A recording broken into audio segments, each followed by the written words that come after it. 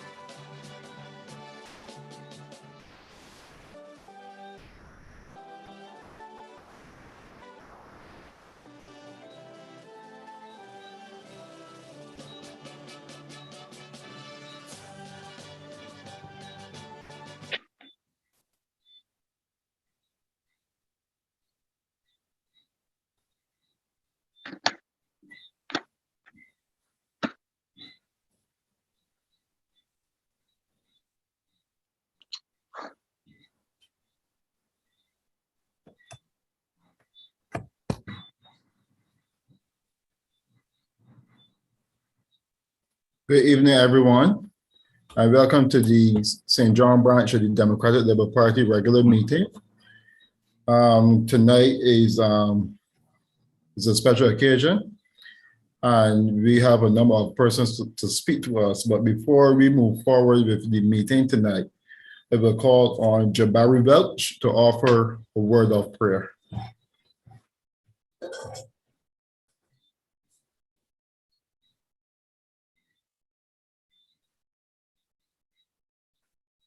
Good night to everyone. Ms. Barhes, worship God and gracious God to bring us into another meeting at a time again for the Democratic Labour Party. And we think everyone that speak tonight, giving well thoughts, and amen.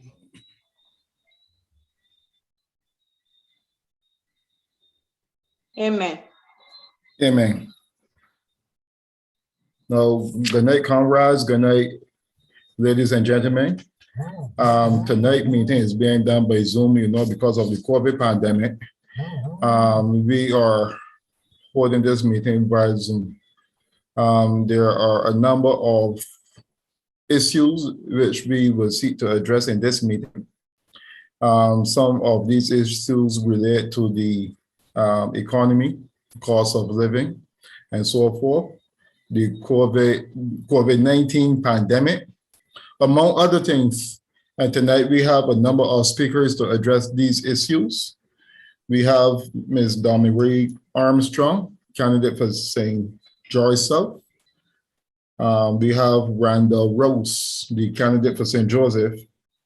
We have Mr. Andrea Worrell, the candidate for St. John and the first vice president of the Democratic Labour Party.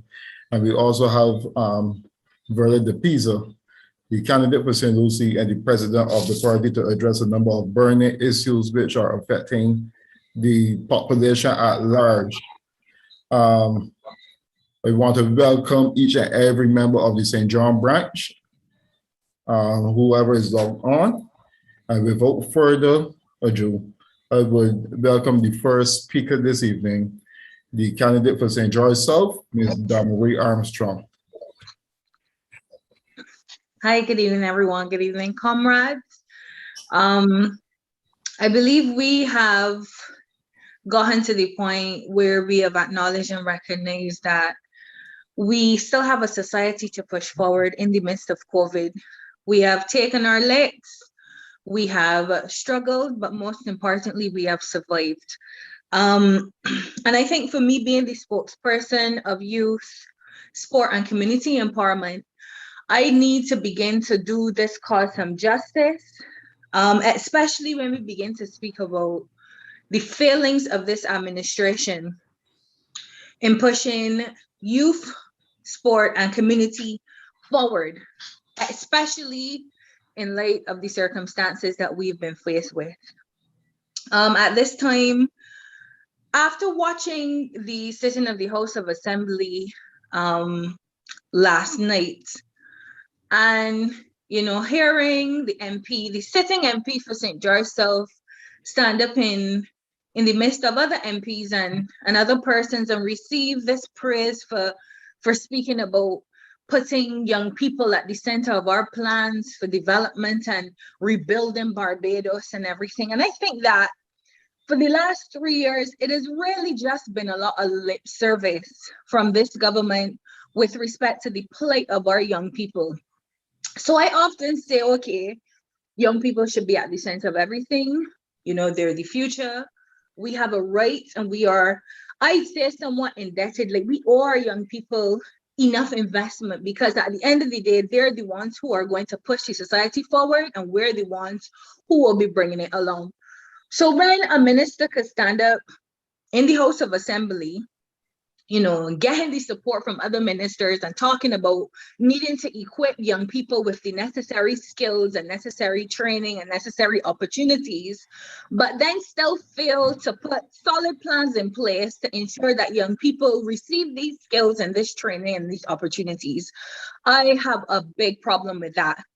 I would have been on Brass Tacks on the 22nd, and I spoke about ministers using COVID as an excuse to shirk their responsibilities across numerous portfolios. And I would have highlighted Minister Sutherland in particular, using COVID again to be out and about, dealing with things, in the constituency, rightly so. Yes, he is an MP, but he is an MP with a larger portfolio that, when you think about it, if he was a crafty MP, he would be actually using his portfolio to try, in the least, to uplift the community and the constituency that he represents. But again, because we see ministers now on the road, they hear about elections. So to me, they're more using their portfolios as a canvas, and they're more using their portfolios and the positions that they have to seek support for elections. I think he even got in the House of Assembly talking about his heritage in St. George South, and speaking about how many churches he knows in the community. Even went as far as speaking about his parents and his grandparents and being God-fearing. And I thought to myself, well, this is really unnecessary, because to me, the speech seemed more to me about him stating why he should be, or at least continue to be, the MP for St. George South, as opposed to really, really fighting for the cause of our young people. So we recognize that a lot of the ministers now seem to be ego-driven.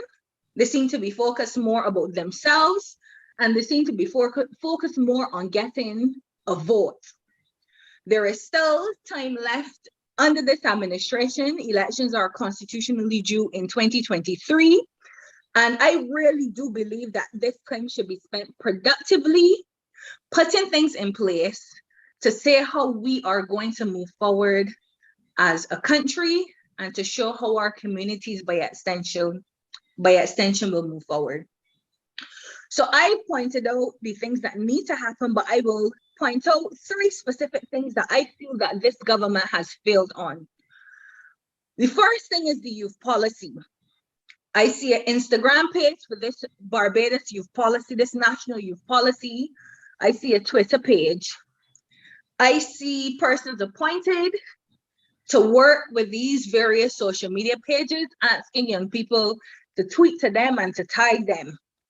My thing is, if we are already in the midst of COVID, people are already feeling isolated. Young people feel trapped because there are no opportunities to be provided. If I was a young person, and I still kind of am, but if I was a younger person sitting down, wondering about my future and wondering about, the life that lies ahead for me in Barbados, I don't see myself getting on Twitter, tweeting to the account of the National Youth Policy to tell them about things that I would need. I would think that the Ministry of Youth, Sport and Community Empowerment would actually be actively going out into communities, finding out what young people want, and then going back to the drawing board to put things in place for young people. But again, because this government just pays lip service to catchphrases like youth, sport, and community, we understand why none of them are actually willing to get out into the communities and into different areas of society and do the work, right? So they failed tremendously on the youth policy. They went as far as putting moderators on brass tacks to say, oh, they'll be using that as a space for young people to call in. And again, it is just paying lip service to what needs to be done. The Ministry of Youth, Sport and Community Empowerment needs to do its own canvas, needs to head into households of families, find out about the young people in these families, find out about the challenges that the young people in these families are facing, and begin to understand. Just as there is a census every 10 years, I believe that this administration now has to consider conducting a youth census to get a real world understanding of what young people need. I fear that this administration is disconnected with our young people. And there are some things that I could even dive further in, that when I begin to unpick it's so, when I begin to unpick the damage, because that's what it really is, the failures of this administration, right, will see damage done for another 5 to 10 years if it doesn't get its act together. So here we are on brass tacks. You have a moderator calling, tell us what young people want. Tweet to us, tell us what young people want. Tag us on Instagram, tell us what young people want, and it materializes to nothing. I am yet to see a document that states Barbados National Youth Policy. I am yet to see something tangible. I am yet to see career development workshops. I am yet to see post-secondary training programs, be it skills or otherwise. I am yet to see scholarships. I'm not seeing any scholarships. I'm not seeing any funding, not seeing any grants. Okay, they would say the youth entrepreneurship scheme has been doing well in terms of reaching some young people, but not every young person wants to be an entrepreneur. What about the young people that just want to work? How do we ensure that they build a CV to make them employable? Again, when you think about the consultants across the various ministries, you bring into question and you have to ask, what are they doing? Who is the consultant in the Ministry of Youth, Sport and Community Empowerment? What is she or he doing? What is the experience that they have to hold such a post? What is it that they have to put on the table to understand what it is that young people want? What are their skills and experience? How can young people approach? How can you have an open door approach now that young people could actually come into the ministry and begin to speak to somebody, begin to put in a name, begin to ask a question, begin to get a referral for a course? We don't know. All we know from this administration is that whenever there's a sitting of parliament or a gathering in the House of Assembly, because I could only call it a gathering, all they do is talk. And that is the reality. They just talk and they do absolutely nothing. So the Barbados National Youth Policy, as they call it, is a total, utter failure. I do believe that they need to go back and revisit it. I do believe that they need to begin to employ persons who actually have real world experience in working with youth. There are people who are qualified and trained in working with youth. And this government needs to go back to the drawing board and decide how it is indeed going to move ahead with this youth policy, whatever it is supposed to be, because at this stage, we do not know what that is. The second thing that the government has failed on, and I would say again, and it hurts me because this is what I am trained and qualified to do. The government has failed sport. Time and again, the government has failed sport. Within the last week, I have seen the Barbados Cricket League come out, crying out, speaking about how the league in itself has come to nothing. The Martial Arts Association, they came out speaking about how COVID-19 has impacted, their sport. Obviously, it's somewhat of a combat sport, so people have to touch and what's not, and there hasn't been anything put in place to govern how these sports will continue in COVID. I do believe that the Ministry of Youth, Sport and Community Empowerment had a right to be liaising with the Ministry of Health to say how sports can continue productively in the given climate. That has not happened. That consultation has not happened. So there are athletes that are struggling right now to train, athletes that are struggling right now to compete because government still has not developed a policy for sport and COVID. We've also seen that we sent an Olympics team to the Olympic Games this year. And it was off the back of a lockdown, athletes not being able to train. And it was also, I guess, history repeating itself because, we go to the Olympic Games, athletes perform, we have one or two good performances. Sometimes we excel, but we're back at square one. And again, after the Olympic Games, Minister Sutherland came in the paper, this is what we need to do. And our athletes should be proud to rub shoulders with the best. And, they're working on this sport policy. But where is it? We don't know where it is. We haven't seen it. He got up in Parliament. He spoke about developing these centers in his constituency and, wanting to push sport forward.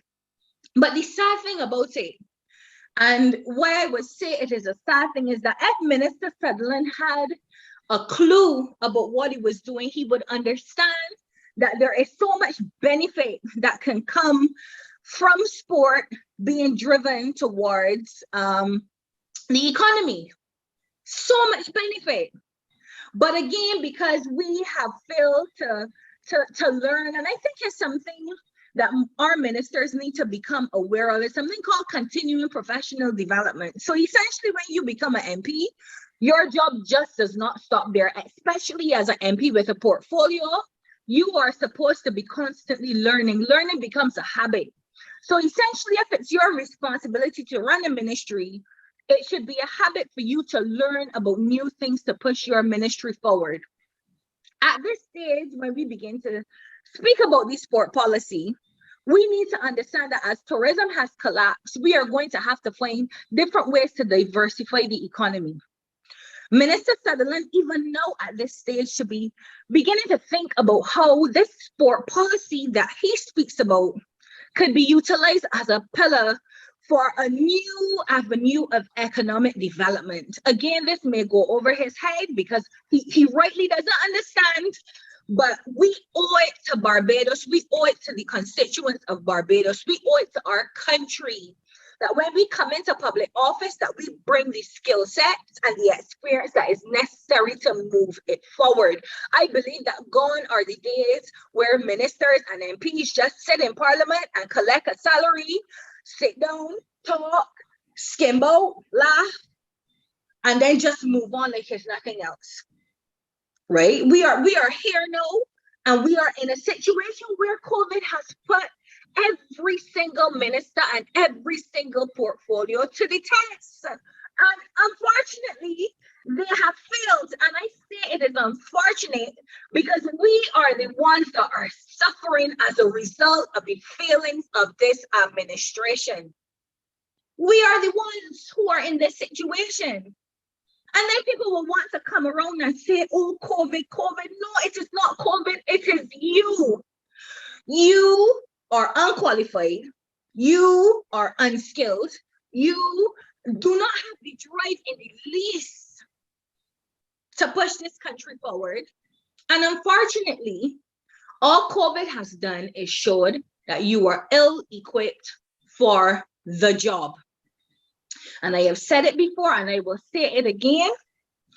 I have found Mr. Sutherland. He has been tried and he has been found wanting. I have said it before, he is an incompetent minister of sport. I would say he is the worst minister of sport that this country has ever seen. And if I see another press release going out, speaking about this sport policy that is in the works, I don't want to see it in the works. I want to see it working. I think Minister Sutherland owes it to the people of Barbados, owes it to the sports men and women of Barbados to begin to say what is in this sport policy. And when we speak about sports and we speak about the economy, when the economy begins ticking again, the community begins to function.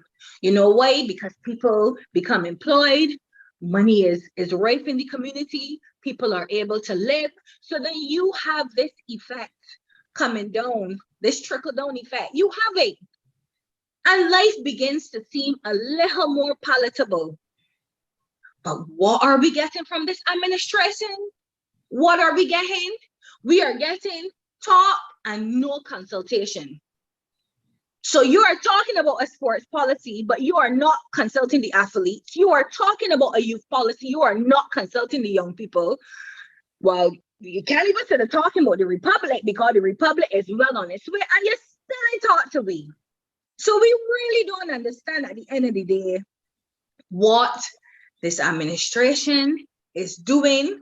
We want some clarity and we really want to know how in the midst of COVID, this administration is going to take this country forward, right? I spoke again about the youth, sport, and policies, but the community is one that I found. Yes, they fail youth. Yes, they fail sport, but this administration has failed the community grossly. We have had the elderly trapped in their houses for the better part of 2 years, almost. We have had sedentary population. So the elderly are equally alone. They're sedentary. That speaks to non-communicable diseases. That speaks to the lack of physical activity. It speaks to the lack of integration. It speaks to the fact that there is a wealth of knowledge that could be gathered from cross-generational learning. And I say it here and I will continue to speak about it. COVID has created such a divide in our community that we have Gen Z and the other generations that follow, you know, computer savvy, myself being a millennial. You know, we know about the computers, you know, we get on Netflix, we watch TV, we are on social media, we see what's happening. So we had a way to stay entertained in the midst of COVID, right? So we've got a generational gap with younger people, and we've got a generational gap that has older people at the end of the spectrum. And government has not sought once to find out about what our aging population would need in the midst of COVID. Okay, care packages, no problem.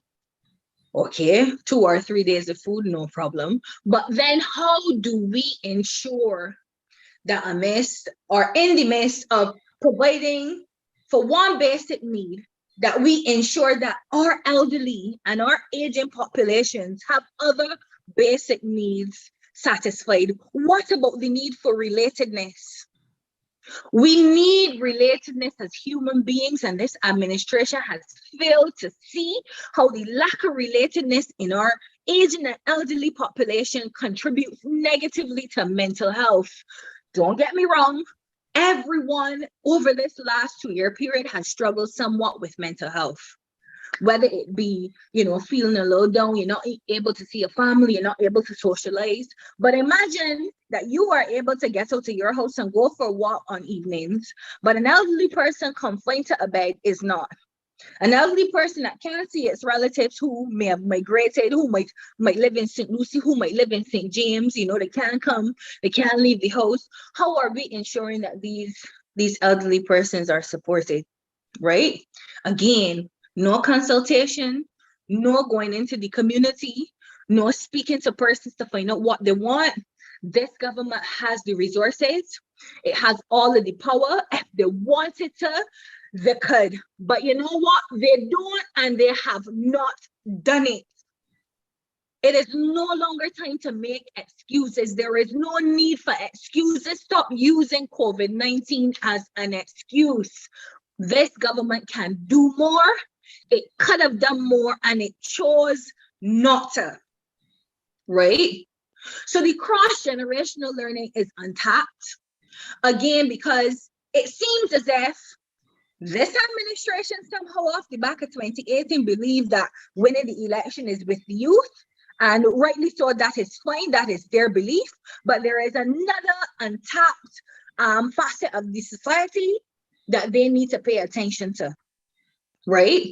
They need to pay attention to our aging and our elderly, and they need to recognize that all the strategies that they're employing to attract young people to social media and all the monies that they're putting into graphic work and social media management and changing logos and rebranding, that is reaching one spectrum of society while the other is being left behind, right? So this government really needs to figure out how indeed it intends to integrate society so that the community begins to be uplifted.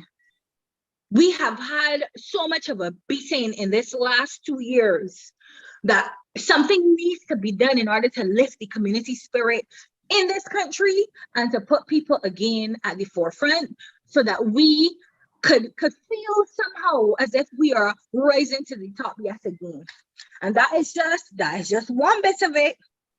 And I do feel like when you speak about these policies and when you speak about youth, you speak about sport, you speak about community, I thought that I would throw one or two things in there, you know, because they like to run with our ideas and not give us the credit. So I said, you know what, let me throw one or two things in there. And even if it gets put into place, at least I, caring for persons in this country and caring for young people, me that have a love for young people and me that have a love for my country, at least I have to take the idea and run with it and choose not to give me the credit. It will be done hopefully for the greater good. I believe that a post-secondary education and skills training program needs to come into play at the constituency level, right? So we understand that there's skills training, we understand that there are things that were needed to be done to develop certain skills. And I find that when I thought about it, skills training was traditionally for, you know, the young men and women who went to school and, you know, they didn't excel academically in the standards or based on the standards that we choose to use for academic excellence. So the next thing to go and do is develop a skill. Now, I find that what COVID has done is that these skills have been shifted now, whereas some people would be glad to have a skill.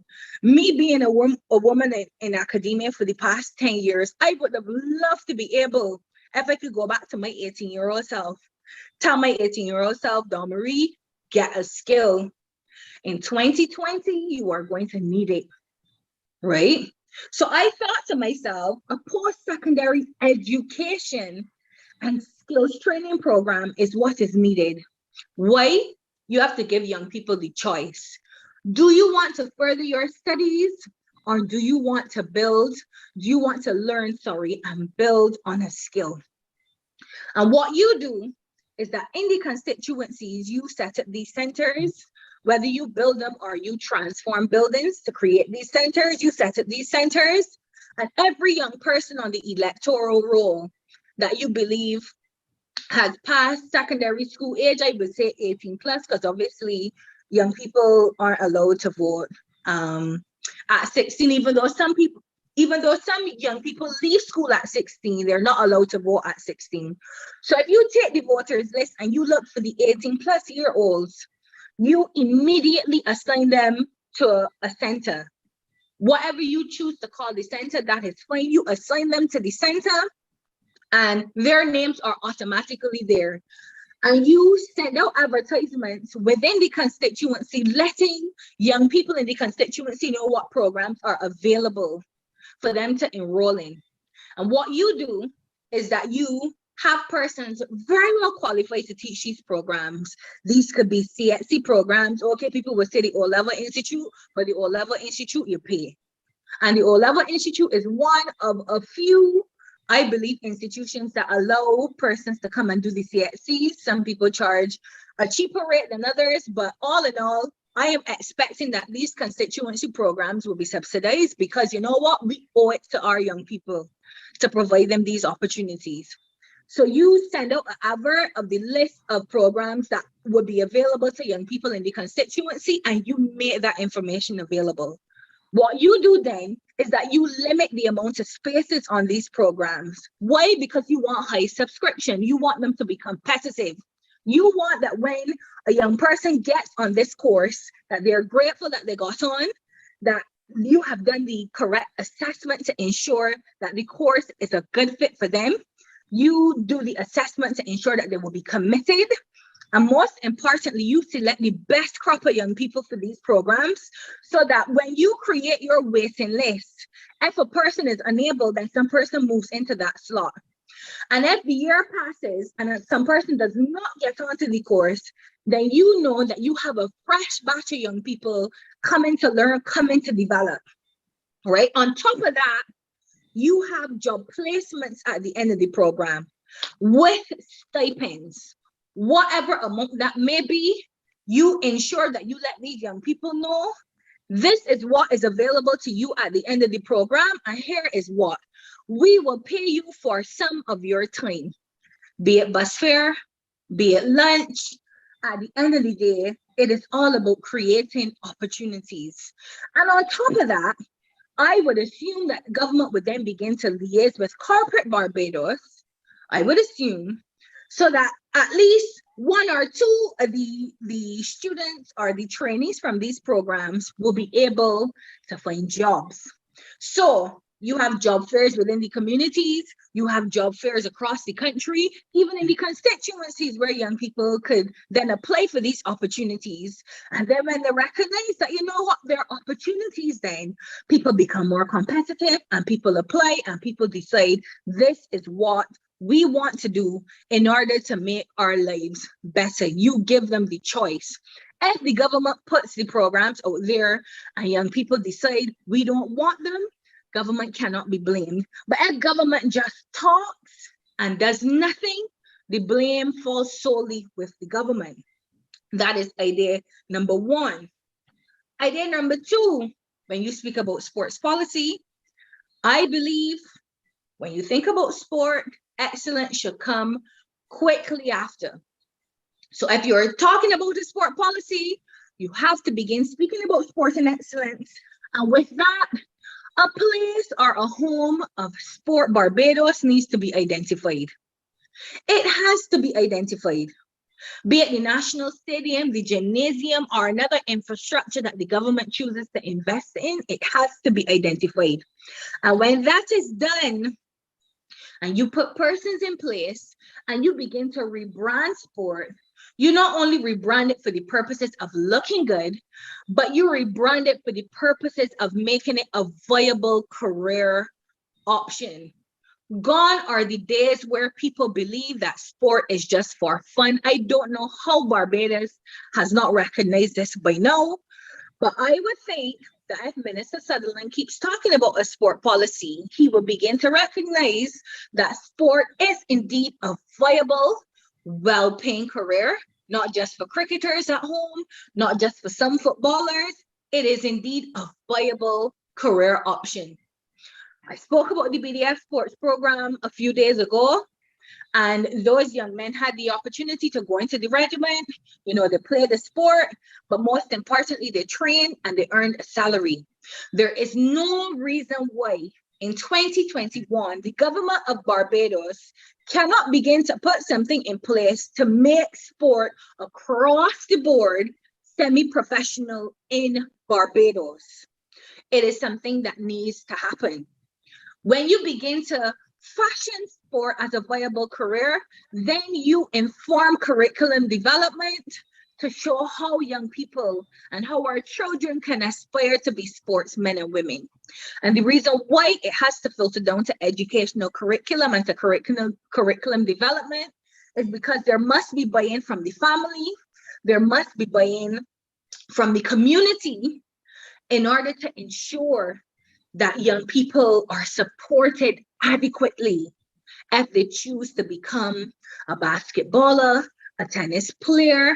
It has to be something that has community buy-in. So you cannot speak about sport policy for the purposes of performance and leave other aspects of society to drift to the wind. It's not going to happen, right? So Minister Sutherland needs to begin to speak, and Minister Sutherland needs to begin to put pen to paper and advise his advisors or them advise him, whichever, because it seems as if nobody is advising the body at this time. But somehow the deliberations must begin so that our young people know that all is not lost for them. I believe that the brain drain in our society needs to stop. We have very well-skilled young men and young women who just want a way out of Barbados. And under this administration, I cannot say that I blame them because our future is looking hopeless under the Barbados Labour Party. And I will say again, the future looks hopeless under the Barbados Labour Party. I want the ministers under this administration to wake up and to see the damage that they are doing to the future of our country, right? We spoke about the generational divide. I threw 2 hints out there. And here now I come to say, in terms of the cross-generational learning, we have to be able to show our young people that there is something that they can learn from our aging population. And we have to show our aging population that there is something that can be learned from young people. Whatever the government chooses to let that be, let it be. But I also understand that a quality that I tend to admire is something called resilience.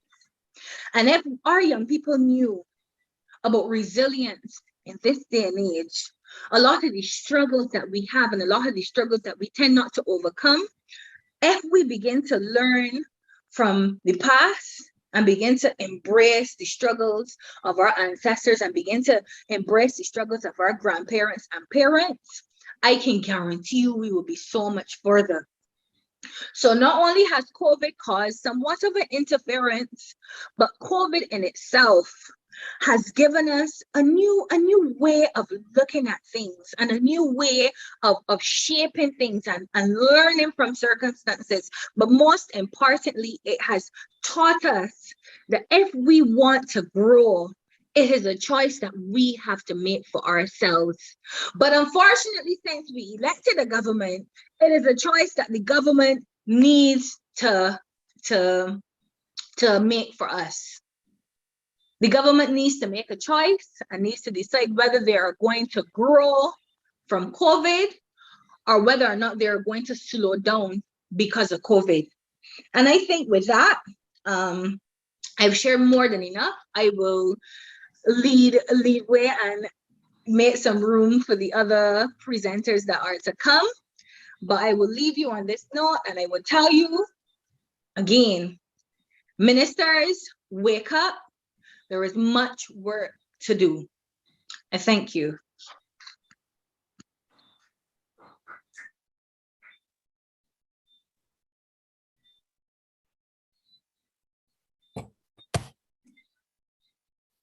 Thank you very much, Damarie Armstrong. What a fiery speech by yourself, something that I always expect from you. And these are the kind of candidates that the Democratic Labour Party is presenting for the next election. People who are intelligent and could give ideas as to the way forward. For those of you now logging on, my name is Kevin Miller. I'm the secretary of the St. John branch of the Democratic Labour Party and candidate for St. Michael's South. Damarie, in her presentation, said that she will throw a few ideas. And there's no problem with that. But I know that I don't know if you guys know about the dish called Pello, where you put in the chicken, you put in the rice, you put in everything, and you then blend everything together, and it comes out to one concoction. So with the government in power now, who's leading this country, when you put all those ideas, you have to be careful that they don't blend all together, and then they come up with something totally different and catastrophic. In respect of the Barbados Defense Force Sports Program, I can tell you for sure that that program produced some cricketers, some footballers, and when I say cricketers, I mean cricketers who play for West Indies as well. So that is a very, very important program. So Damarie, your words are taken to heart. I hope the minister take them to heart as well. Now, the next speaker we have this evening is Mr. Randall Rose. He's the representative for St. Joseph.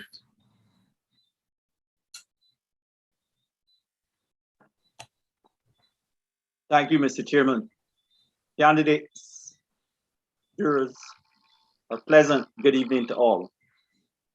This evening, I address you with the knowledge that our beloved country is at a crossroad, and a meaningful discussion and solutions must be embraced in order to stave off the devaluation of our standard of living and to stave off negative comments and actions which at this point are working against us despite our different political affiliations.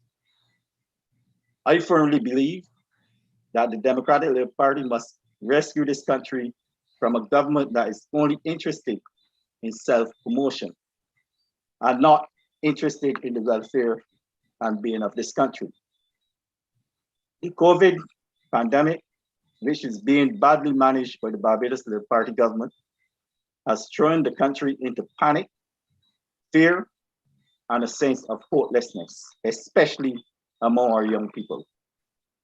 And if we acknowledge that our young people are the future, we must give them the tools, systems, and support, both morally and financially, to create a sure future in this nation. I'm focusing on youth and the community because of the double standards that we are witnessing playing out every day in this country. And in my opinion, it is being lobbied by this uncaring Barbados Labour Party government. It is creating a toxic environment for the youth, with unemployment among young males especially at about 42%, within a structured system that is failing them. It is devastating. I am of the firm view that we need to bring back social balance in Barbados by promoting values and putting systems in place to give our young people a sense of being and a secure future. At the community level, especially in rural Barbados, young persons, both male and female, are very interested in agriculture, but they need the support to help them realize the benefits that can be achieved through agriculture. Finance, planning, and marketing are important skill factors. I personally was involved in farming. I raised chickens, pigs, and was in vegetable production. I was able to achieve because during that time, the Barbados National Bank, now Republic Bank, was owned by the government of Barbados, which had within the bank an agricultural division, which provided finance, planning, and productive advice to customers. A lot of young persons, including myself, were helped in achieving their goals in the agricultural sector. Since the selling of the Barbados National Bank to Republic Bank by the Barbados Labour Party government, That facility within the bank that assists so many young and not so young small farmers was closed. It had a devastating effect on the agricultural operations. I will say that there's a dire need for such a facility again. And I'm sure that the Democratic Labour Party will put a facility in place to assist in the financing, planning, and marketing for our small farmers.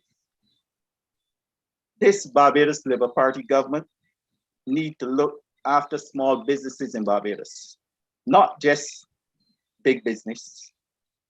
There is a need, especially in the agricultural and cottage industries, for financial assistance, productive planning, and marketing. There is a need for them to form cooperatives to assist with their planning and marketing. And government need to give incentives towards this cause. The Democratic Labour Party will fully support farmers' cooperatives in this island and provide the necessary incentives where needed.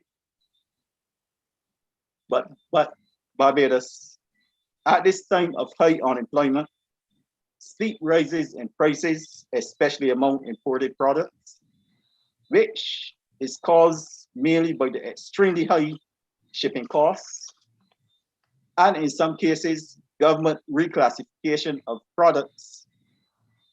I have to say that importers cannot absorb fully between 30 and 100% increase in shipping costs. They just cannot. And in order for them to survive, they have to pass on some of that cost to the consumers. That is the reality of today. It is my considered opinion that during these testing times, government should completely remove the 20% duty on shipping costs. This small gesture would help stabilize prices in Barbados. This government, as we all know, continue to boast about the millions of dollars at their disposal. So the removal of the 20% duty on shipping costs so that the average Bajan can have better prices in the retail sector, I personally believe should be done, and I believe it should be done ASAP. But we all know that we are faced with a pandemic. And I must say that the statistics provided daily don't seem to be accurate. And I say this because within the last 2 weeks, two of my friends sadly passed away. Both were in their 50s. They had both contracted COVID. One was cleared and released from isolation, but had to be hospitalized at the QEH 3 weeks ago with a reported case of a brain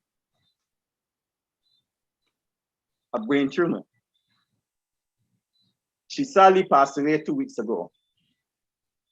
The hospital is now telling the family that there will be no autopsy because she died of COVID. Yet at no point in the reporting of the statistics of COVID deaths, anything have ever been mentioned during that time of any female in her 50s dying of COVID. Sadly, my other friend passed away just under a week. She was fully vaccinated, and no report either of her dying of COVID have been reported. So to me, either all the cases are not being reported to the unit, or the information is being withheld by government. This government needs to be upfront with the public on matters of national importance. And the Barbados Labour Party need to build trust with the public of Barbados.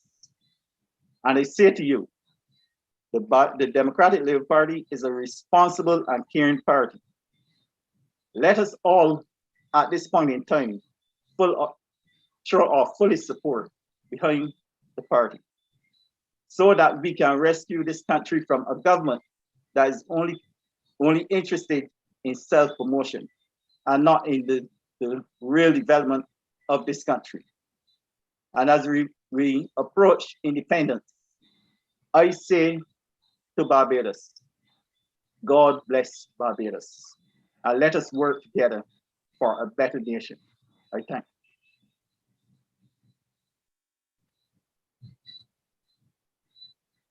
you.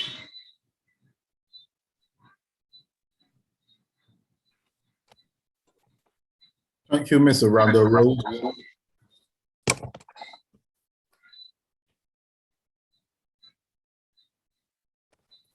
Thank you, Mr. Randall Rose, candidate for St. Joseph. And you've made some interesting points in your presentation, especially the shipping costs, because you know the shipping costs, as a result of it, it impacts the goods that we provide in the supermarket on a day-to-day basis. And you know, a lot of Bajans, in some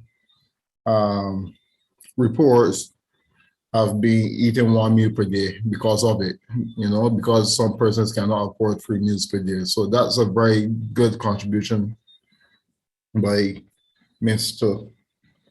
Rose. Now, the next speaker is the first vice president of the Democratic Labour Party and the candidate for St. John, Mr. Andrea Warren. Good evening, and thank you, Kevin.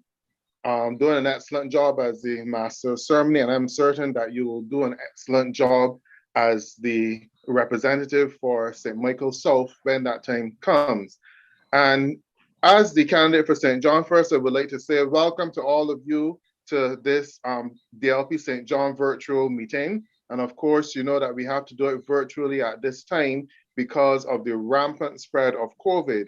And we in the Democratic Labour Party, we care for our members. And we want to make sure that you are safe at all times. So for now, we will have to get accustomed to doing our meetings in a different way. But yet still, we have to still get out the information and get out the energy as well. So I thank the members of the branch who are online watching the meeting, and also the members and supporters of the party as well.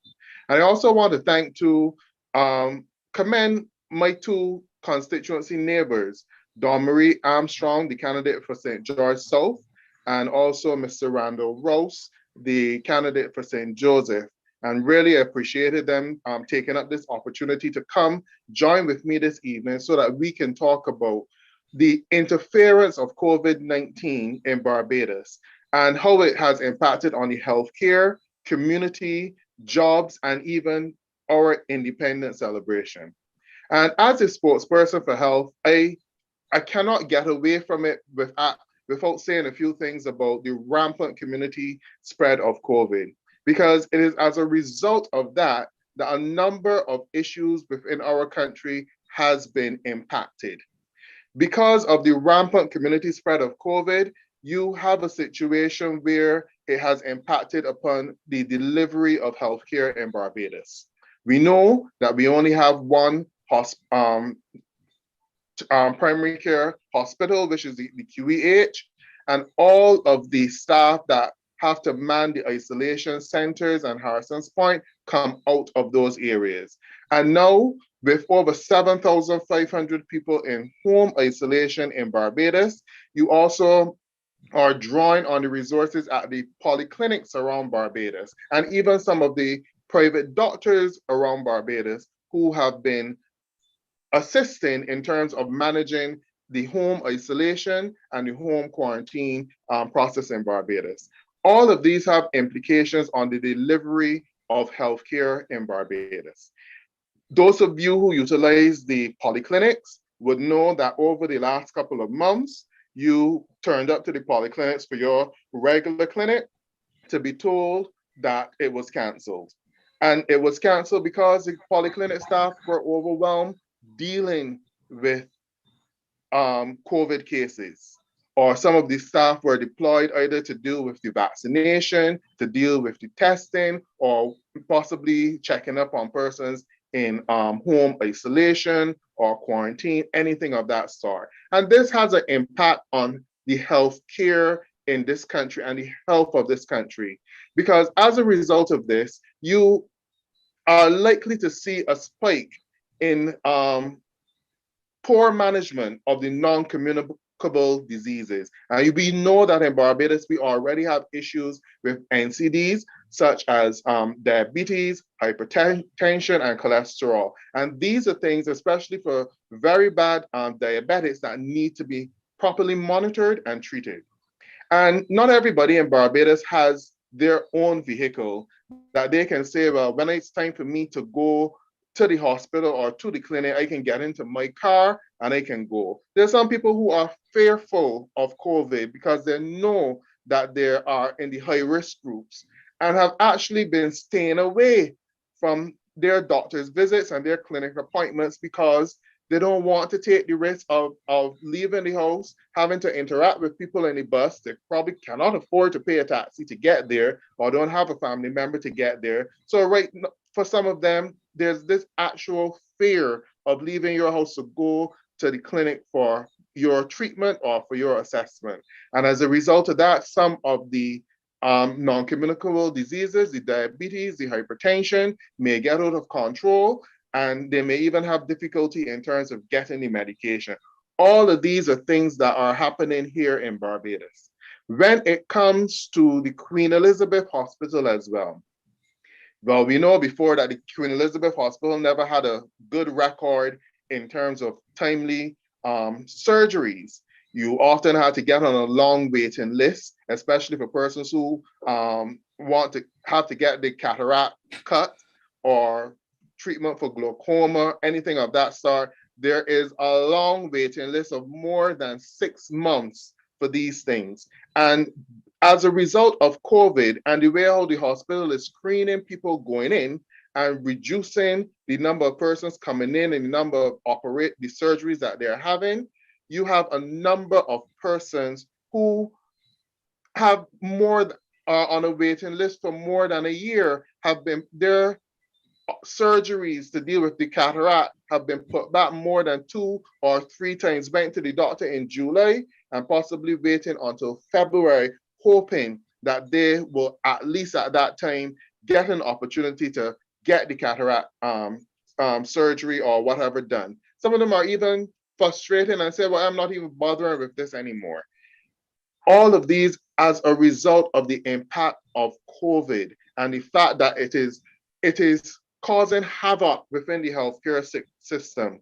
You have our doctors and our nurses who are going above and beyond the call of duty, working to the bitter end and to the baller, trying to deal with the cases, trying to deal with regular cases as well, and are often tired and frustrated because all that is happening in Barbados, even BAM gives advice to the Ministry of Health. That advice is not being listened to because since July, BAM had warned that we can see a spike in cases. Since July, August, and September, BAM was on the case. We need to put further restrictions in place so that we will not have an escalation in COVID-19 cases. Now we have the escalation of COVID-19 cases. The irony of it is that a lot of the things were relaxed so that the tourists can come to Barbados. They relaxed the travel protocols so that it is easier for the visitors to get into Barbados. You no longer have to quarantine. So therefore it means that if you're coming off of a cruise ship, you can just cruise ship dock in the port in the morning and you can go on whatever cruise or tour that you feel to go on during the day. They've changed the protocols for vaccinated travelers as well. They no longer have to quarantine. They can just leave the airport and go straight into Oistins, wherever they feel like going in Barbados. And as a result of all of this, at this time, we have rampant community spread to the extent that when the government is looking to celebrate our 55th anniversary of independence in just a few days, Last week, the chief medical officer said to Barbadians, look, it is better for you to watch from the safety of your home. Imagine that. It has impacted on us so much that it has curtailed our activity, that the chief medical officer is saying to us, it is better that you enjoy the celebrations from the safety of your homes. When these celebrations occur with the dignitaries, the persons coming in, and the who's who in Barbados, only 150 persons will be allowed on the list because they have to make provision for social distancing and not to have a large crowd. This is not the way how we ought to be celebrating at this time. And we are being fed a diet that it is COVID and you have to live with it. But that is not the reality in other Caribbean countries. Because when you look at the statistics, some of our Caribbean, Barbados right now, in terms of the rate of COVID, and this statistics need to be challenged at 65% of peak and falling, so they say. They say it is falling because over the last couple of days, you may have been seeing 169 cases or cases under 200, but you also need to pay close attention to the number of tests being done. So these statistics need to be challenged. But let's just look at them for now. We are at 65% of peak, which is not good for us at this time. Having roughly 567 infections per 100,000 cases. This is not good for a small country like Barbados. And we want to be fed the diet that this is the norm, this is COVID, you have to learn to live with it. But when you look at the figures across the Caribbean, our Caribbean neighbors who put restrictions in place at the time when they had heavy community spread were able to get down their numbers. Remember, Grenada a couple months ago had challenges with COVID. Now they're at 3 infections per 100,000 or less than 1% of peak. You can live with that in Grenada. That is the COVID numbers that you can live with. 3 infections per 100,000 or less than 1% of peak.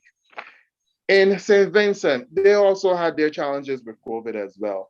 And their figures have dropped to 13% of peak or 75 infections per 100,000, basically reporting just about 12 cases a day. You can live with that. Those are figures that you can live with.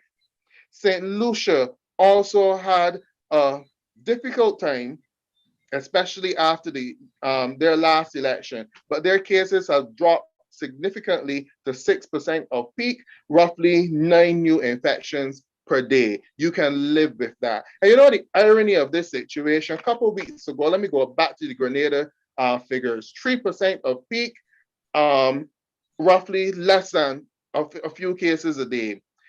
They implemented some no movement days. And the irony of it, we had a program a couple of weeks ago with the COVID, the public advisor, because they've now started to hide these programs as well. But a couple of weeks ago, they invited the chief medical officer from Grenada and also the acting chief medical officer at the time, Dr. Best, who was on. And they gave totally different opinions of how to deal with COVID.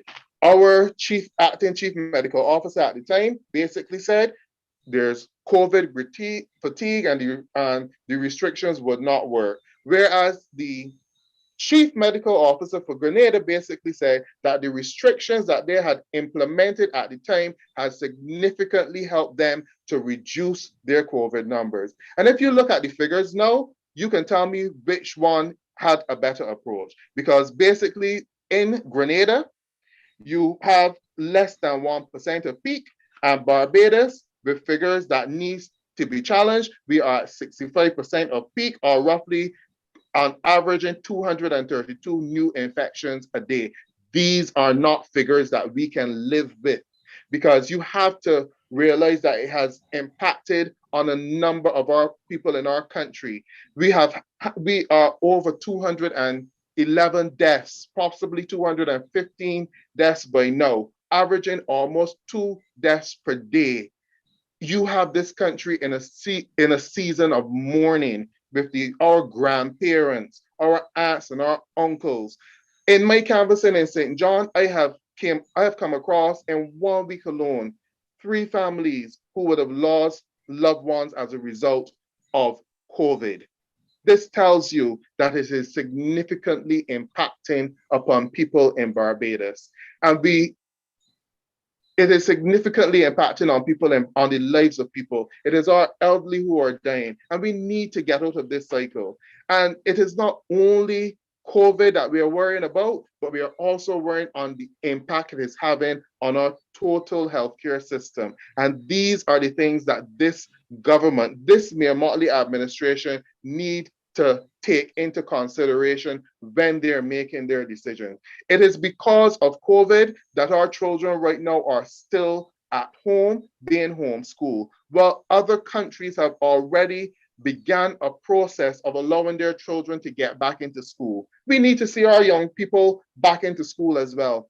We need to see our young people, some of our young people have not been in a classroom possibly for the better part of this year, have not had an opportunity, have gone up class levels, possibly changing the persons that they're with in the classroom, and have not had an opportunity to meet new friends. This is stressful not only for the children, but it's also stressful for the parents as well. You have parents who have to call back home because in terms of getting the correct, making sure the children have the correct Google Classroom code so they can go online and tune into a class, because you don't always get it right, because parents still have to work as well, and you don't always get it right. But the best environment is for our children to be in school, and they can't do it because of the genuine health concern that you have, the number of COVID cases which are running rampant in this country. You also have to look at it from the perspective as well, nutrition, because in health, you deal with the well-being, health, and wellness. You have to look at it from the perspective of nutrition and exercise as well. A number of gyms have fallen off in membership since the COVID period. So obviously this means that there are a number of Barbadians who are not getting the adequate exercise that is needed to help them to control the lifestyle diseases, the non-communicable diseases, and even to help you in terms of relaxation, to help you to calm yourself, even if you are a cancer patient or anything of that sort. Because that is the importance of exercise, proper nutrition as well. Because of COVID as well, we have issues with proper nutrition. You've heard recently of the increasing prices across in the supermarkets. You've also the increase in prices in the supermarkets. We are not necessarily doing enough in agriculture, because before COVID, this government's policy on agriculture was medicinal marijuana. And we need to answer ourselves the question, does this government to this day, starting from 2018, has anything to show for the medicinal marijuana industry in Barbados? You can basically say that they have failed on that, and it is just a lot of long talk and just the Barbados Labour Party government still trying to curry favor with the persons who financed their 2018 election. But the approach that they took to the medicinal marijuana industry was blighted and destined to fail, and that is why they have nothing to show for it up to now, except technical papers and maybe a few licenses which were signed, but they have absolutely nothing to show in terms of output for the medicinal marijuana industry in Barbados. And perhaps if they had gone about it in such a way that going across St. John, you always hear about marijuana being found in different cane fields and stuff like that all across St. John, which means that you have persons in St. John who for years were being penalized and victimized for growing the same marijuana, which the government now has taken steps to legalize. But these same people were not given an opportunity to participate legitimately in the medicinal marijuana industry. If they had, I am certain that we would be able to see, put a dollar tag, a dollar value on how much money this industry made for Barbadians, how many young Barbadians it would have employed, and the contribution to this economy. But no, instead of working it to the benefit of the persons who are being victimized, penalized, and arrested all of these years for growing marijuana, because they've been growing it, so they're sure that they have the technical knowledge of how to grow it, but nothing was done in terms of looking at an opportunity to give these persons first place in this medicinal marijuana industry. And right now, we are continuing to see this government not going anywhere with agriculture in Barbados. And this contributes to the declining quality of nutrition and healthcare in Barbados. Because all of the long talk that the Minister of Agriculture, there's a particular project which is close to my heart, close to where I live, Wakefield Plantation. And I would always go back to this. After the first lockdown in 2020, in July of 2020, residents of St. John were called to a meeting at the Gall Hill Community Center and offered a land lease program so that they can have an agriculture project utilizing the land at Wakefield. Up to this day, I would like for the Minister of Agriculture to come and say to the people of Barbados why none of the residents from St. John who attended that meeting and who had high expectations and hopes and plans for projects that they wanted to do with that land, because they saw it as an opportunity to feed their community, to feed themselves, and to earn some money, because jobs out there are hard. And they were willing to go into the field to earn some money to make agriculture work for Barbados. But each time the minister and also the representative for St. John dangles that plot of land in front of those persons' face like a carrot, we one step closer. It will soon be there. And up to now, it has not been done. When they launched the sugar harvest in February, we one step closer. It will soon be there. Up to now, not a boy has been able to carry a fork into that ground and dig up any potatoes and sell them to the residents in the communities around Wakefield, Sherburne, Poole, all of those areas for $25 a rod. Not a boy, because they ain't get it yet. And then furthermore, to add insult to injury, they did a lovely lawn on an area by Wakefield, set up a tent and invited persons there around about July or August. We one step closer, and up to this day, this is November, heading quickly to December, and another year, not a boy, have not even been able to plant cassava in any of those grounds. And you want to tell me that this is a government that cares?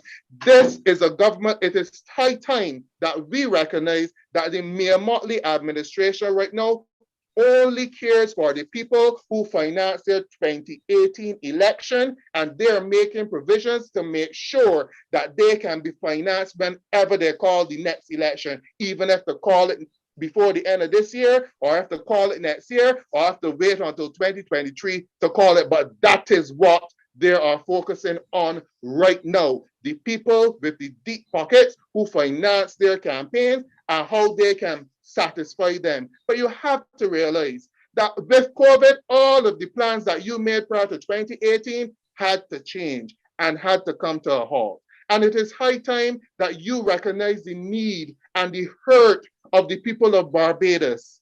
There are a number of people who are desperately looking for agriculture as a new opportunity.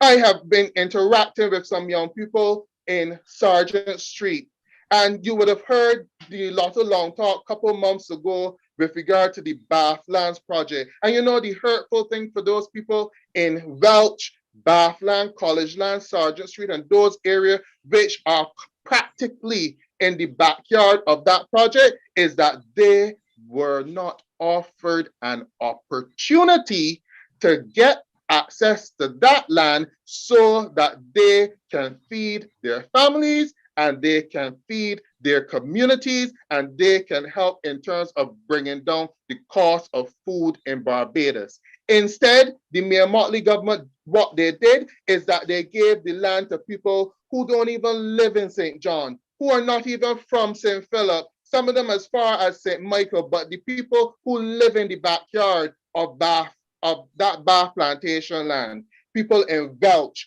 people in Sergeant Street, people in College Land, Bath Land, all of those areas, they didn't look at them and they're just promising them and not being able to follow through on those promises. We need to do better for the citizens of Barbados and not just use them for a vote. We need to do better for the taxpayers of Barbados and not just simply drag every cent out of their pockets through taxation. We have serious issues in this country and these people are not addressing it. They're flying about because now the restrictions lifted, the Prime Minister gone. You hardly see her about here. Now the restriction lifted, you will see her making an address on BBC to the people in Barbados, or you will see her talking to Barbadians living in New York or London about the Republic, but she can't come in Barbados and have the conversation with the people of Barbados, not even to explain the charter, which has become so controversial. And it seems as though for many Barbadians, they're trying to remove God from Barbados, which is a problem because times so hard in Barbados that one of the only things that gives some people hope every morning when they get it is to say that prayer, to read the Bible and trust in God that he would help to get them through. But here we have this administration that look as though they're trying to put everywhere possible as though giving the Christians doubts that these people ain't interested in God anymore, taking away that last set of hope that they have, making them wonder. When I got up this morning, on the number of concerns and messages that I read from people who were wondering about this charter and the fact about taking away God. You also heard the rumors of changing the national anthem, removing "The Lord has been the people's guide for past 300 years," something that I don't think needs to be changed because past 300 years could be 500 years and it does not need to change, but people are concerned about those things and it seems as though they're looking to take even the hope, even the values that many Barbadians have grown up with, that they're looking to tear that down and to tear us apart. But I want to say to the people of Barbados, to my Democratic Labour Party family, that there is hope with the Democratic Labour Party, and we will not trample on those values which you hold so dearly. We will continue to promote the Christianity in this country and to live by the second verse of the national anthem of Barbados. The Lord has been the people's guide for past 300 years. With him still on the people's side, we have no doubts or fears. And with the Democratic Labour Party working on behalf of the people of Barbados, you can trust in us, you can have hope in us. We will help to see you through. We will help to see you through, because if the Democratic Labour Party was in office at this time, our main priority was to make sure that we bring down those COVID numbers so that Barbadians could get back to enjoying their country, so that we would not have issues with people accessing health care. Take some of the stress and the burden off the doctors and the nurses. We need, at this time, we need to see programs being developed where you take into consideration access to proper nutrition. Lowering the cost of living will be necessary in order to do that. And these are things that should form part of the health and wellness program, not just the one or two politically motivated exercise programs which would have moved from community to community across Barbados, but we need something a little bit more tangible. There are thousands, hundreds, I'll be honest, I'll be fair, hundreds of young Barbadians who have done the course at community college in terms of sports management and also as personal trainers. Give those young people an opportunity. Our cases of NCDs in Barbados are so high, and the cost on our healthcare system, not only in terms of drugs, but also treatment, would warrant that any doctor should be able to prescribe for their patient, not just glyphormin, but also at least 3 personal training sessions a week. These are forward thinking things that we need to see coming out. We also need to ask this government to look at the basket of goods and reduce it so that items such as vegetables and stuff like that, do whatever you can to make them more accessible and affordable to Barbadians so that we can eat healthy. With regard to the medicinal marijuana project, it needs to move forward, and the legislation needs to change so that the young people in Barbados who were penalized and victimized for years can have easy access to land, that if they so want to get into those projects, that they can. But also, agriculture is so important to the health of the country. We need to see it being paid more attention to and the funding being made available. You need to take off some of those fees off of the water bills for our farmers, especially those in St. John who do not have access to the BADMC irrigation well. So to make it easier and more profitable for them to get involved in agriculture. We are not getting the rain as we would like it, but you need to do these things. Agriculture adds to the health and the well-being of this country. These are the things that we need to focus on. We also cannot forget the mental distress which has been caused by COVID as well. We need to treat mental health as a priority and make it possible that more people will be able to have adequate access to good mental health. That also includes proper recreational areas. I am hurt for our young people who have not been able to go to a football practice. Some of them religiously used to practice with Evansmont every Saturday morning at Gall Hill pasture, but they have not been there since COVID, and as a result of the numbers being so rampant. We need to get back to those things.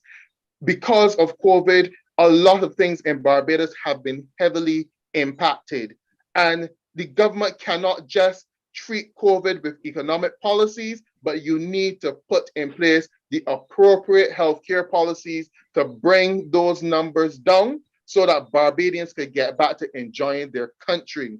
Get up on mornings and go to the beach freely, walk, exercise, swim, and all of those things. Walk around their communities freely with the expectation that our numbers are not 200 and something cases a day, and we are not facing 2 or 3 deaths a day, but we have much lower numbers that we can work with. And of course, we have been encouraging people to take the vaccine and those things, but we need to recognize that COVID has impacted on our society in a number of ways, and you cannot apply willy-nilly approaches to dealing with it. It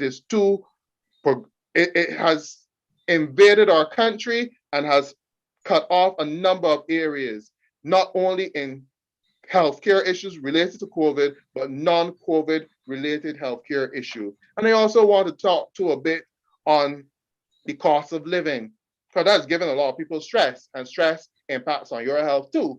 But we need to do something about the electricity bills. I understand that Light and Power needs to earn additional revenue in order to finance the expansion that they want to do, but at the same time, this is not a good time to do this. Many Barbadians are going through hardship. What can the government do to provide some incentives to the Barbados Light and Power so that that cost is not passed on to the people in Barbados right now who are finding it difficult to even pay their light bills at the current reduced rate? All of this impacts on the overhead and the cost of doing business in Barbados.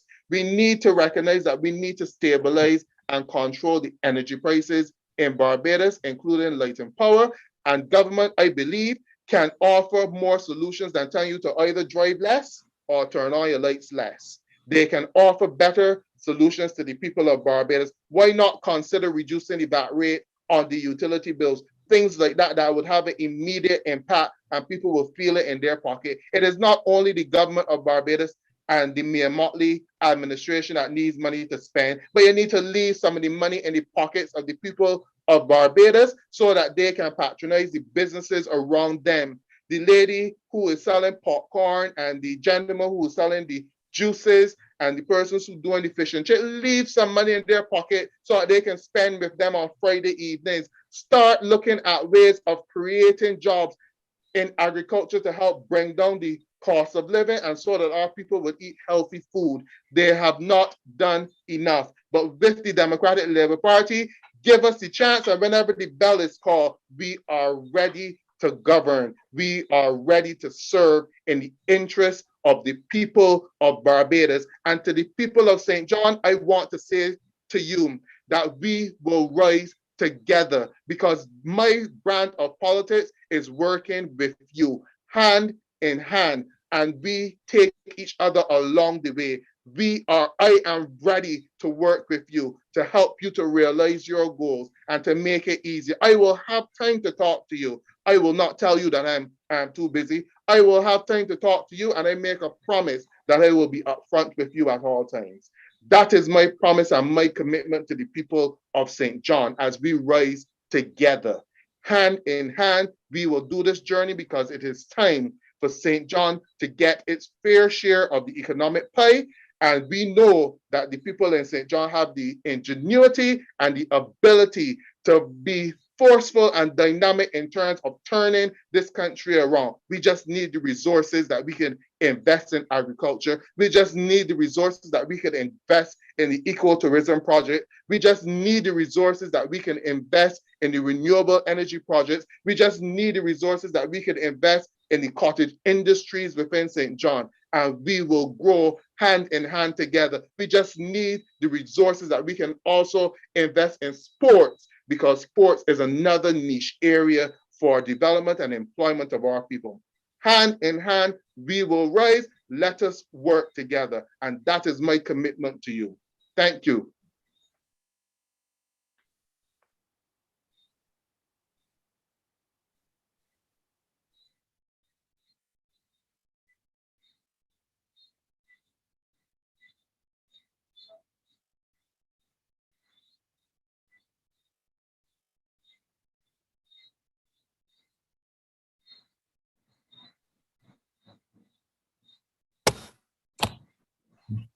Thank you, Mr. Andre Warrell, second Vice President of the Democratic Labour Party. He touched on— Here are some results from a search.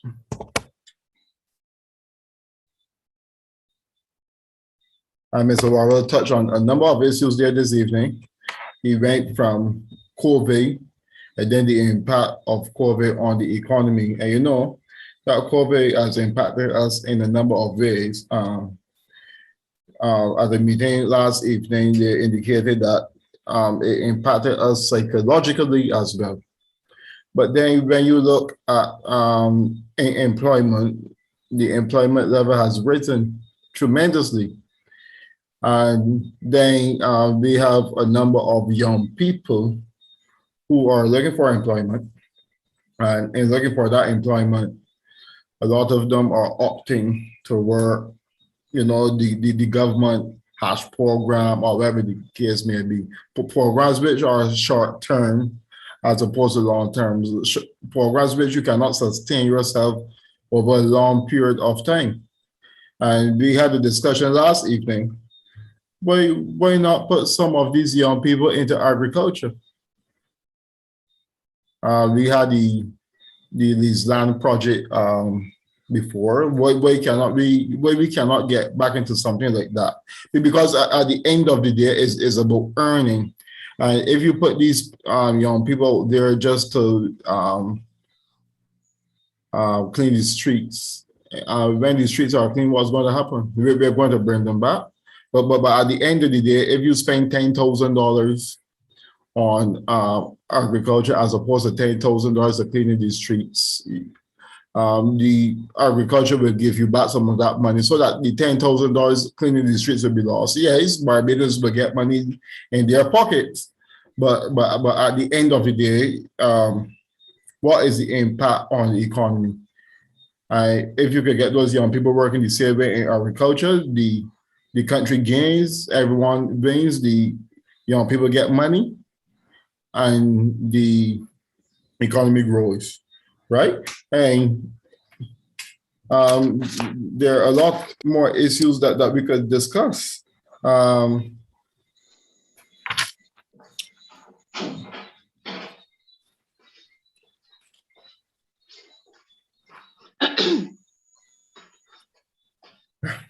Right.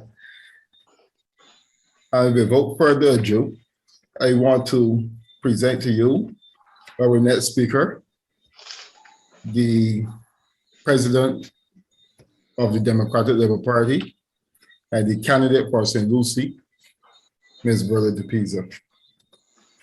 Thank you very much, Kevin. I want to take a moment first before I speak to say thank you to all of the candidates this evening who have presented so well. I really thank you very, very much. Kevin, this is your first major foray as a candidate for the Democratic Labour Party, and you have acquitted yourself well. Randall, you know the ropes. Andre, superlative. I am satisfied that St. John has a representative already. They just need to be marking their X's for Andrea Worrell whenever it is that elections are called. And St. George South, you have a gem in Dawn Marie Armstrong. And all of them are credit to the Democratic Labour Party and the progress that we have made in the last 3 years.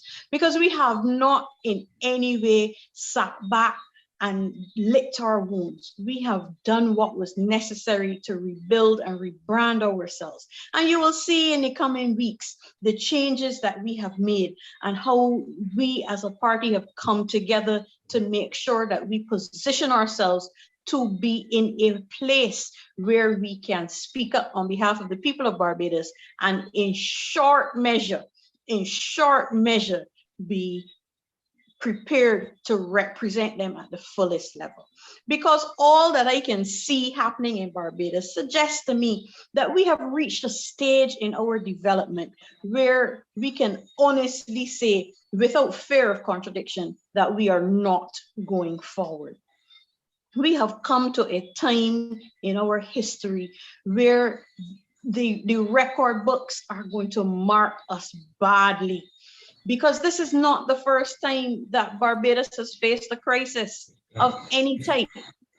Barbados faced a crisis back in the 1980s and we crawled out of it. We faced a crisis in the 1990s and we crawled out of it. We faced a crisis in the 2000s and we crawled out of it. But here we are in the year 2021 and we are simply spinning top in mud because we have an administration in power but not in government. They are simply not in control of what is going on that matters to the people of Barbados. And I say that matters to the people of Barbados because of course things are happening. We know that we are in the throes of a move towards the Republic, but it is a move that is going ahead out of the station without the passengers on board. So the train will reach its destination next week, but it hasn't brought its people along with them. So the train is going to go. And there's nothing we can do to stop it because the parliamentary majority is there. But in the hearts and the minds of the Barbadians, there is no feeling at all on the street for this republic. Matter of fact, I have described it elsewhere as a feeling of depression in the country, where we should really be feeling jubilation. We have come to this stage and it feels like anticlimax. It feels as though it is forced on us. And there should never be a moment in democracy when you feel forced. And I will have to say the Democratic Labour Party has been sounding the alarm in terms of the destruction of our democracy as we know it. We have been sounding this alarm since March of last year. There were little niggling doubts before, but it was crystal clear when Parliament could literally in minutes, because it simply was not in the published bill, in minutes insert a clause that gave to one person, the Prime Minister, the right to make laws in relation to COVID. And we have seen that COVID is all pervasive. COVID interferes with every aspect of our lives. And therefore we find that COVID has been used as an excuse. And this government has just stagnated. They were not enunciating any policies of note before COVID, and most of those they were walking back in any event. And then on top of it all, within COVID, how they have managed COVID is cause for concern for the average Barbadian. And this is not just an idle statement. You recall that last year, November, we were in a good place. Last year, November, we had come out of a by-election that really ought not to have happened, because clearly there was no need for Glenn Clark in Canada since he stayed here so long after he was supposedly appointed. But we had the by-election exercise, and it was a scary moment, but we moved ahead bravely because we were still having COVID cases, but not as many as we are having now. But we held a by-election, and we came out on the other side of it, breathing a sigh of relief in relation to COVID. And then we opened the floodgates of our borders and allowed in tourists in a manner is not just allowing in tourists, but allowing in tourists in a manner that did not allow our healthcare to keep pace with the incidence of COVID. And at a time when we were gaining accolades around the world for a welcome stand. And once again, I will pause and say thank you to Peter Lawrence Thompson for the idea, because it was his. He was touting it on social media for a while. And we had long-term visitors locked down. But then we scrambled after the short-term dollar for the winter season last year. And Barbadians spent that winter season in lockdown because we were not managing at our borders. And that is why I say this government gets a failing grade for its management of COVID. And now we have the Delta variant running rampant in our communities, to the point where I too know persons who have recovered from COVID, and I too know persons who have succumbed to COVID. And I spoke to a few of the survivors, and none of them could tell me with any definitive sense where they would have contracted COVID. It is as rampant in our community as that. Right now, anyone who is found positive can't give any indication of where they contracted it with any degree of certainty. So that means that contact tracing is simply an academic exercise at this point. This is not how Barbadians expected it to be. When you say, give me the vote and watch me, when you say that you have all of the answers, when you put out a covenant of hope, when you say you care, and then you come up with policies that consistently put our people on the back foot and walk us back generations, and that is not my expression. Dr. Clyde Maskell said that Barbados has gone back 24 years. That's 2.5 decades almost in 3.5 years. So our people are walking backwards, stumbling.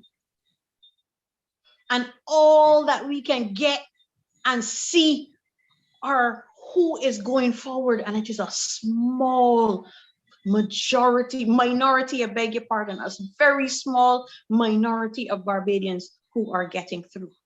And every time we see the same names repeated every time.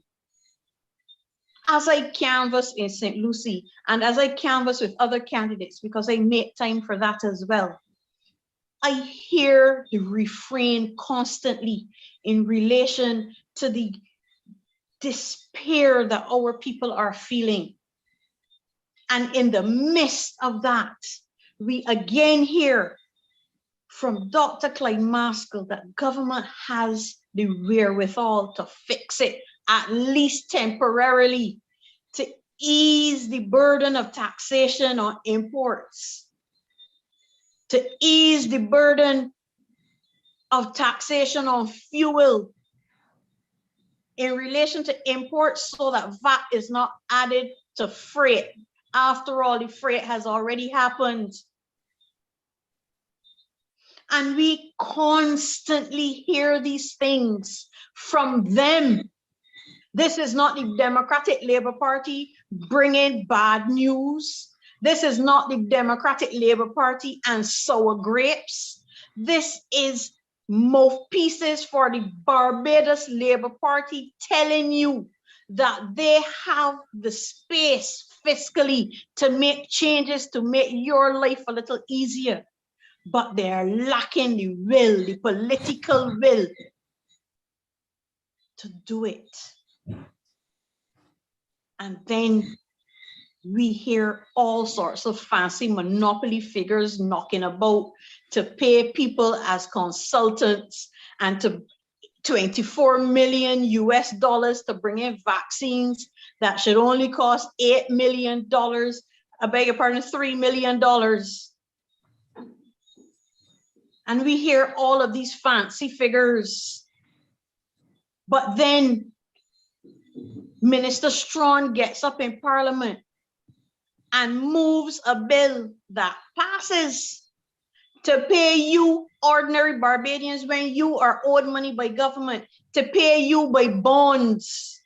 When back in 2018, they made bonds junk, devaluing government paper by paying cents in the dollar. And now they want to come and pay you in government paper again. And one more time, to have you be the one who has to foot that bill and that burden. How can that be right? How can that be fair? How can we have that circumstance to stand for the people of Barbados? The Democratic Labour Party is always going to stand up for the people of Barbados. The Democratic Labour Party must continue to be the mouthpiece for the people of Barbados. It doesn't matter if we are in Parliament, because what we are hearing coming out of Parliament, it is good that we are not there, because they are continually speaking to themselves. And we cannot hear even from the official opposition appointed by themselves. We cannot hear what is that good news and that good measure that will push Barbadians forward. And then to add insult to injury, to issue another set of government bonds by way of treasury notes. I have them here. By way of treasury notes, to have you again have the burden of holding paper that may not keep its value, because they demonstrated that it is a tool that government can use to cut expenditure by simply going to Parliament and changing the terms of reference, even though you contracted to do something different. How is that fair to the people of Barbados? And we do all of this, and we see all of this happening. And in the mix of all of this suffering for the people of Barbados, where the unemployment rates are through the roof and our young people are without hope to the point where they proudly declare when they're working cleaning up by the side of the road. That is valuable and valid work, but that cannot be what we envision for our young people. It cannot be that that is the future that we see for our young people. It must be that we see a brighter and a better future for them. This cannot be the moment to be talking about a republic. How can it be when our people are suffering? How can it be when we do not have in place? How can it be when we do not have in place any provisions that will push our people forward? We sit and wait for policy positioning from this government, and we cannot find a note. We cannot hear from them anything to offer comfort to the people of Barbados. This is a must.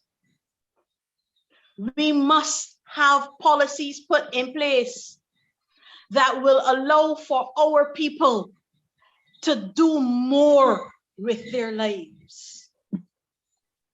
We cannot continue the way that we have been going. We cannot allow ourselves to be cheated of a future. We cannot be talking of a republic and speaking in terms of breaking the shackles of colonialism at a time when we are going to those very same former taskmasters and slave drivers, cap in hand, begging for money. How do we reconcile the two conversations? How are we demonstrating that we are different, that we are better off as a republic? What will change in the lives of Barbadians on the 1st of December 2021? And if the answer is nothing will change, if the answer is nothing will change, then we are simply going through an academic exercise. And it is no wonder that there is no resonance on the streets of Barbados. It is no wonder that this is the first independence that feels like a funeral. It feels like a long lost friend is being laid to rest. And we heard all kinds of conversations about the republic. And we watch as what they put in place is something completely different from what we were led to expect. First, we were told that we would have just a minor change to the president from Governor General. And we were led to believe that it would just be the change of a name. And then we were told, no, there would be an electoral college to decide who the president would be. And then the legislation came to Parliament, and there was no mention in the legislation of anything called an electoral college. And in the end, it was the two houses of Parliament that voted on the presidency. And there is more. We were told that there would be no significant changes, but yet that same piece of legislation appoints a president for 4 years only. That is a major and significant constitutional change. Before, the Governor General retained that title until their passing or until they demitted office by way of resignation. And now we have a 4-year presidency. And what that really does is make the presidency political, because we have a 5-year political term. And so the two are running almost neck and neck with each other. And it is Parliament, whoever was successful in the political election is choosing the next president. And they want you to believe that there is no significant change. And then we watch as the changes roll on. Because in September, a charter was unleashed. I would have to call it unleashed because I don't know what it is.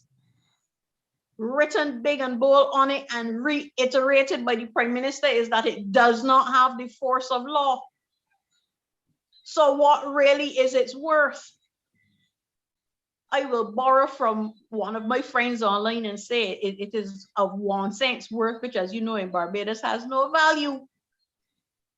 But I want you to be wary of that as well. The charter has no legal leg to stand on, but the charter gives every indication that you need of what the government intends to do.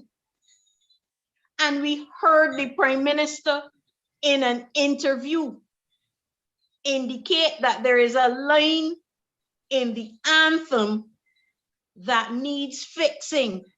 And that line is, the Lord has been the people's guide for past 300 years. And she wanted us to believe that it was the past 300 years that was niggling at her. But 1,000 years from now, it will still be past 300 years. And then 1 short week later, the humanists, led by someone who is known to be a mouthpiece for the government, indicate a desire to have God removed from our laws. And I don't think that there is any happenstance, any accident that it happened in that way. And we are ripe for that conversation in any event, because Barbados is a changed society. I don't know that it has changed that much, but Barbados is a changed society. But I have just sat here and cataloged for you 3 fundamental changes that have taken place before we become a republic, when we were told that there were no fundamental changes to be made. And we still have not had a conversation about what other constitutional changes will occur. But what is certain, what has been signaled for us, is that fundamental change is upon us and is happening absent conversation with the people of Barbados. I can tell you that the Democratic Labour Party supports and has always supported the move to a republic. But never have we ever contemplated doing that outside of the consensus of the people of Barbados. The essence of democracy is that the majority speak. The essence of a democracy is also the protection of minorities and the vulnerable amongst us. And we are very clear that the two can work together. What is certain now is that we are in the midst of turmoil and fundamental and radical change to our constitution, and the people of Barbados are being excluded from the conversation. We are hearing the voice of one. We are hearing the voice of one. The Democratic Labour Party is committed to bringing voice back to the people of Barbados, because there is no way that our futures can be left on so precarious a perch for much longer. we must stand up and speak up. The time for silence is long past. Whatever was the reason that we had to keep it within us, this is the moment to step out and speak up on behalf of the people of Barbados, and the Democratic Labour Party is up to that challenge. This is a time when, whilst we cannot help what happens in Parliament, we can help what happens on the ground. We can speak up on behalf of our people and make sure that our voices and our opinions are heard and recorded. Because what is really clear, crystal clear, is that the Barbados Labour Party has rendered itself irrelevant to the average Barbadian. Nothing that has been done in the last 3.5 years has improved the lot of Barbadians. The first that we had was defaulting on our loans. Never in the history of Barbados, no matter how bad things got, did we default on loans. And then we fell for all the what do the little children call it when they have the poems with the letters? All right, acrostics, all right, birds and boss, and you name it, and they could find a catchphrase for it. But all we got coming out of it was pretty talk, and we can't see the development of Barbados that is coming from it. This cannot be who we are. This cannot be on the eve of our independence, how we want to go forward. And because we see a different view of Barbados, because we understand that we do have to make changes, but we cannot make the changes outside of our people, the Democratic Labour Party very, very shortly will be rolling out its initiatives. But if you listen tonight, you would have heard some nuggets coming out from our candidates, solutions to improve the lot of our people. And we really do need to have a reshaping of our finances. I won't speak in this forum about the shape that we are in at present, except to say that in the last year, Barbados has added near $2 billion to its debt portfolio. And what that means is that we have to earn the money in some way in order to have a hope of paying it back within the next generation. Otherwise, we have tied a millstone, not we, them. They have tied a millstone around the necks of our children and grandchildren, which will stymie their own future growth, because they will be working to pay off the loans that this administration has borrowed at a time when we are still paying off the loans from their last term in office. And don't tell me I am wrong. The prison and the Supreme Court complex are two. We are still paying off for their last administration, and they're adding to the debt burden in this administration after complaining loudly about debt levels during the last election. But the people of Barbados were taken for a ride. I am satisfied that the people of Barbados will not allow themselves to be taken for a ride for a second time. The Democratic Labour Party has spent its time readying itself. And very, very shortly, that is all I can say for the time being, very, very shortly, the Democratic Labour Party will be presenting itself to the people of Barbados. Because this country needs to be saved, not from itself, but from Mia Motley and the Barbados Labour Party.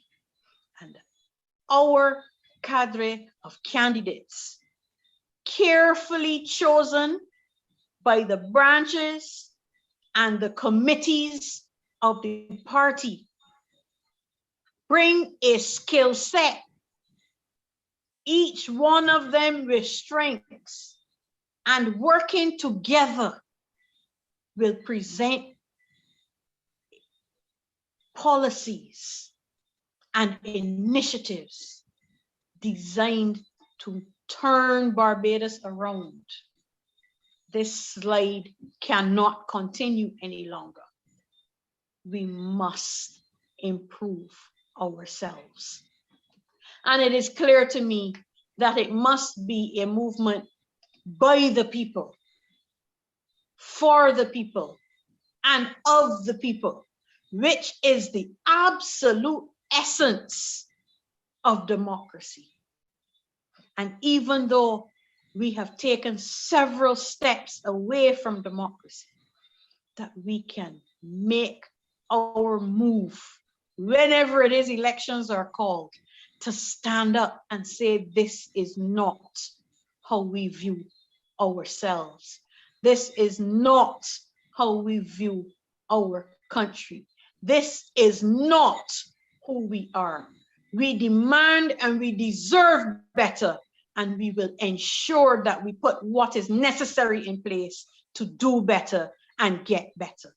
Join with the Democratic Labour Party as we take Barbados in a completely different direction, but forward, knowing as we do that COVID has shown us that every aspect of our life as we knew it was ripe for renovation, but that the building of these walls of our nation state cannot happen without having all hands on deck. It is not a one-man job. It is not a one-party state. It is not a movement away from democracy. It is a strengthening of all that got us to the point where we are, but looking to our future and building out from there and making the changes that are necessary to education, to our revenue stream, to agriculture, to renewable energies, a ball that we dropped since the 1980s, doing all that is necessary in all of our sectors to build Barbados back better than it is now. This is the task of the Democratic Labour Party, and this is the challenge that we throw out to the people of Barbados to join us on this journey of bettering Barbados, to make sure that there is a future to be proud of, to hand over to our children and our children's children. Thank you.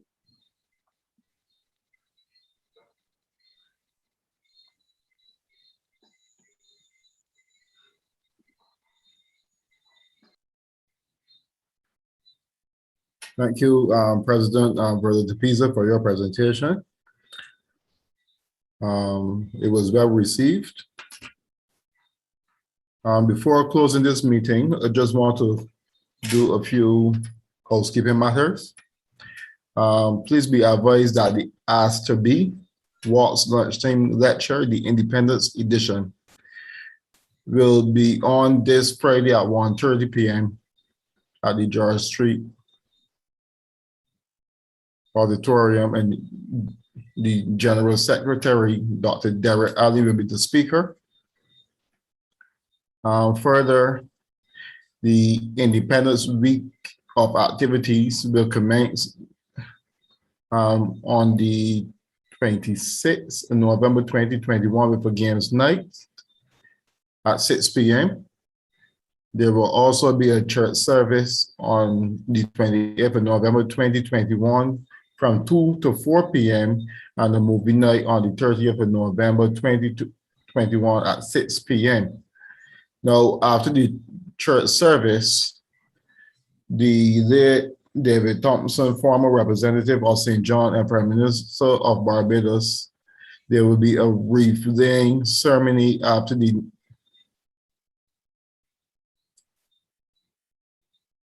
just let me retract. That's incorrect. But there will be a service ceremony at 9:15 a.m. on the 28th of November 2021. 3 wreaths will be laid by his widow, Mara Thompson, former representative of St. John, party president Berla de Pisa, and candidate of St. John, Andrea Warren.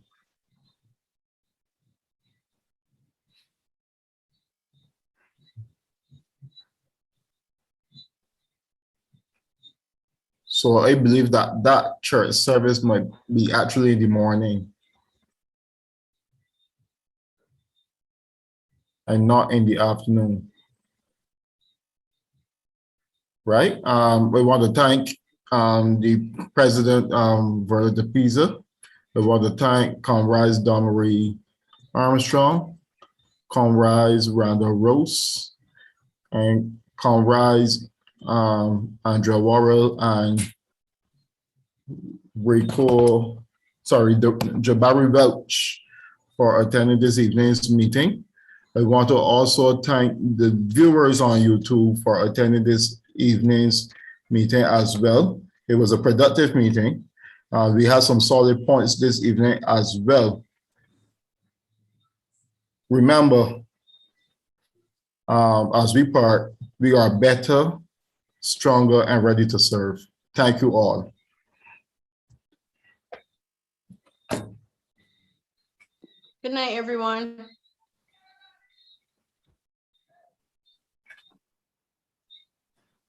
Good night, everyone.